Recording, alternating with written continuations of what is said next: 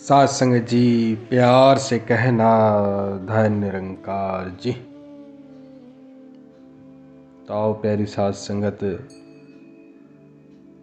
आज का जो समय चल रहा है बहुत ही भौतिक युग चल रहा है और इस समय इंसान हर किसी के बारे में जानता है, हर किसी के हर तरह की उसके पास नॉलेज है, हर तरह के साथ संगत उसके पास अगर नहीं भी है तो वो गूगल से पूछ लेता है। मतलब कुल मिलाकर आज के इंसान के पास हर तरह की टेक्नोलॉजी है और हर तरह का ज्ञान है और हर तरह की एक समझ है, लेकिन अगर है नहीं जो उसके पास केवल वो अपना ज्ञान नहीं है कि वो है कौन। हर किसी के बारे में उसको पता है इंसान को। आज का इंसान, उससे पूछो आपके पड़ोस में क्या हो रहा है तो एक की पूछेंगे तो दो की बताएगा कि फला पड़ोसी ऐसे करता है, फला पड़ोसी ऐसा है। महापुरुष कैसा है जो आपके पड़ोस में रहता है, पूछा जाए उससे तो उसके बारे में भी साथ संगत तो सारी उसको नॉलेज पता है, उसके बारे में उसके अच्छे बुरे सारी चीज़ें उसको पता है। लेकिन साथ संगत क्या हम अपने आप तक भी पहुँचे हैं? साथ संगत विवेकानंद जी ने अपने शिष्यों से कहा कि मुझे सुधारक चाहिए। अब साथ संगत सभी ने हाथ खड़ा किया और फिर साथ संगत कहा कि मुझे वो सुधारक चाहिए जो स्वयं को सुधार सके। तो सभी ने हाथ नीचे कर लिए। साथ संगत वाकई कहीं ना कहीं हम हर बात में दूसरों की तरफ, साथ संगत है, नज़र हमारी हमेशा दूसरों की तरफ है, निगाहें दूसरों की तरफ है और इसी चक्कर में साथ संगत हम खुद भटक रहे हैं कि मैं कहाँ चल रहा हूँ, कि मैं किस रास्ते पे जा रहा हूँ। कहीं ना कहीं साथ संगत एक यही कारण है अपने आप से दूर हो जाना और अपना ही निरीक्षण करना। वाकई साथ संगत जो अपने आप के चक्कर में, जो अपने निरीक्षण में पड़ जाता है वही संत महात्मा होते हैं, वही साथ संगत परम शांति, वही सुकून को प्राप्त होते हैं। वरना साथ संगत हम दूसरों के चक्कर में पड़े रहते हैं, तब तक साथ संगत हमें अवगुण ही नज़र आते हैं, क्योंकि हमारी निगाहें ऐसी बन चुकी है कि साथ संगत हम दूसरों को नीचा और खुद को साथ संगत श्रेष्ठ मान बैठे हैं।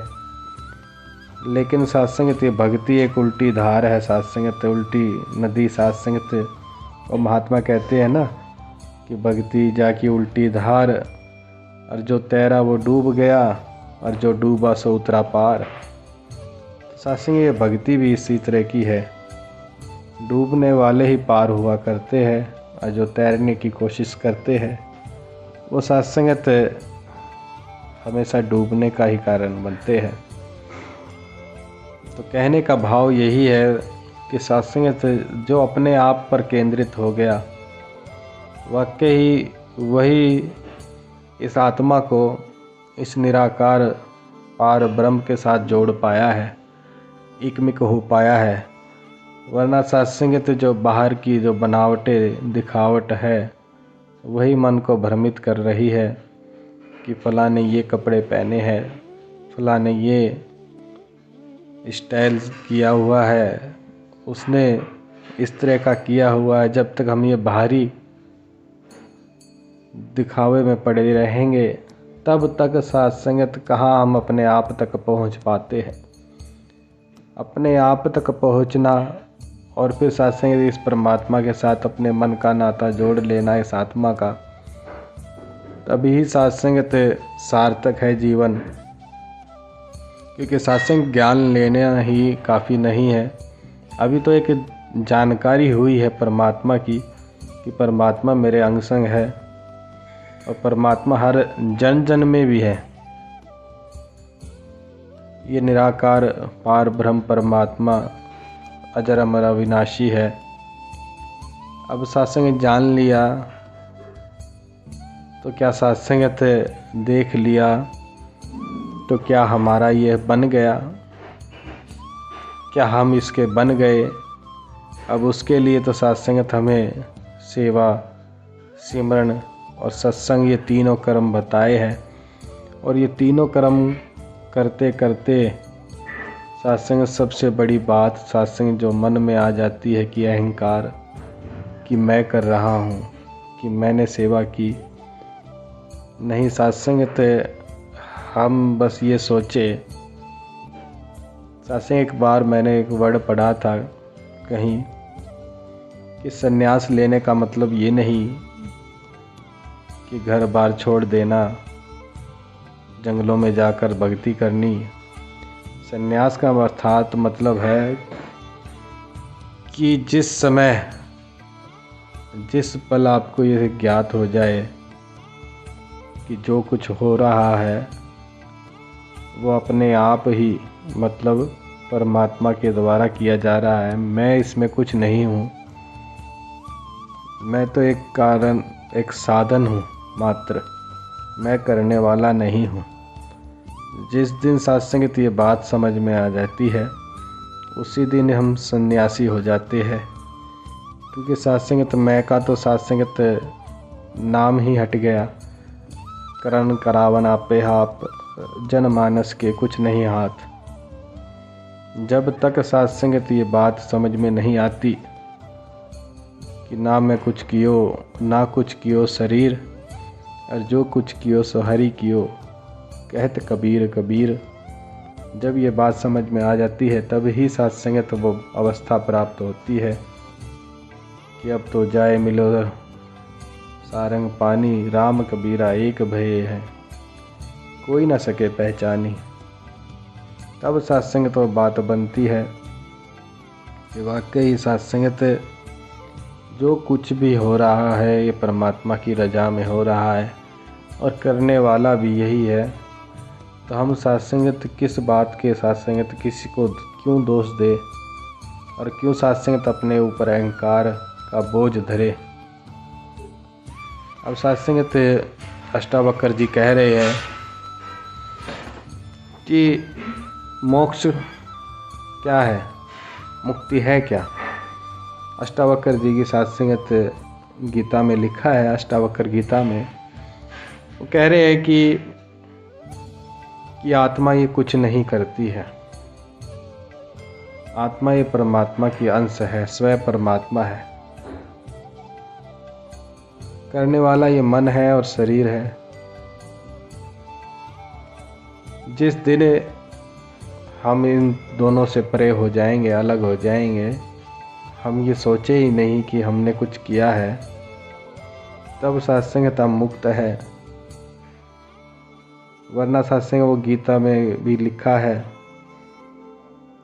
कि ये अर्जुन, अच्छे कर्म सोने की बेड़ी और बुरे कर्म लोहे की बेड़ी।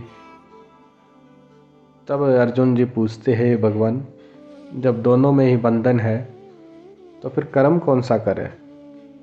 अब सत्संग तो वहाँ कह रहे हैं कि कर्म तो अच्छे ही करने हैं, बुरे नहीं करने, लेकिन जो कर्म कर रहा है तू वो मुझे सौंप दे।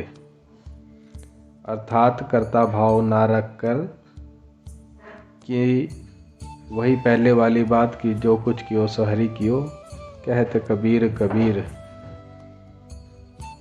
यही हमने भाव रखना है कि परमात्मा ही करने वाला है, मैं नहीं।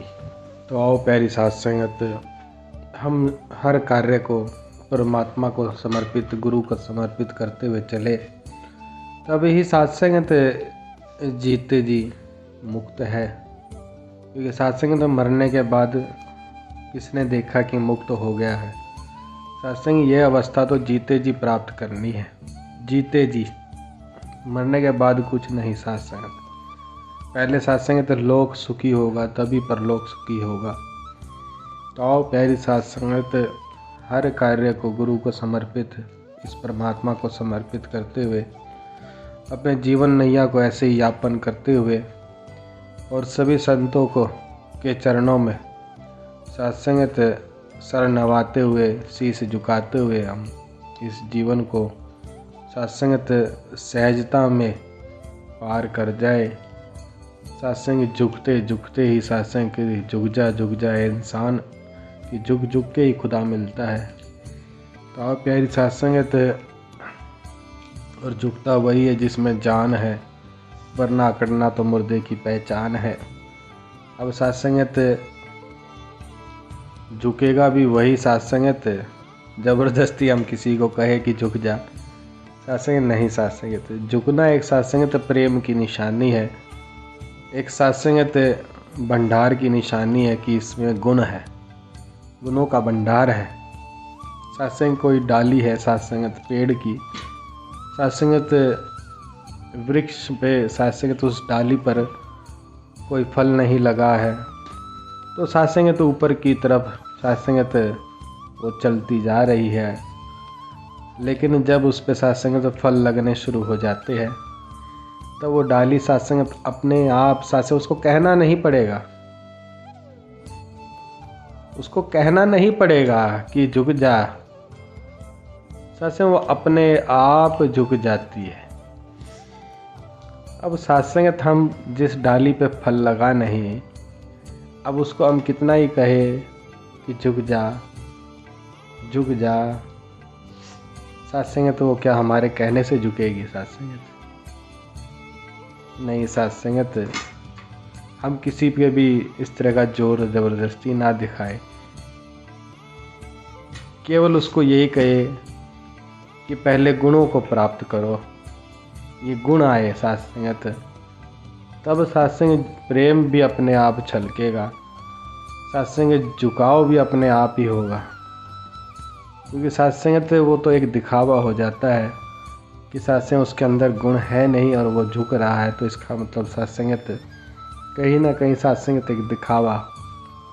तो आओ प्यारी सत्संगत, जिसके अंदर गुण आ जाते हैं उसको फिर सत्संग कहने की भी बात नहीं, वही डाली वाली बात है कि वो अपने आप ही झुक जाएगी सत्संगत। और प्यारी सत्संगत, हम सद्गुरु से केवल यही अरदास करें, ये प्रभु प्यार, नम्रता, सहनशीलता हमारे गहने बने, हमारे अंदर इनका वास हो, और इनका वास भी तभी होगा तब सत्संग जब हम परमात्मा के साथ अपने मन का नाता जोड़ेंगे, क्योंकि ये सब गुण परमात्मा से ही मिलते हैं।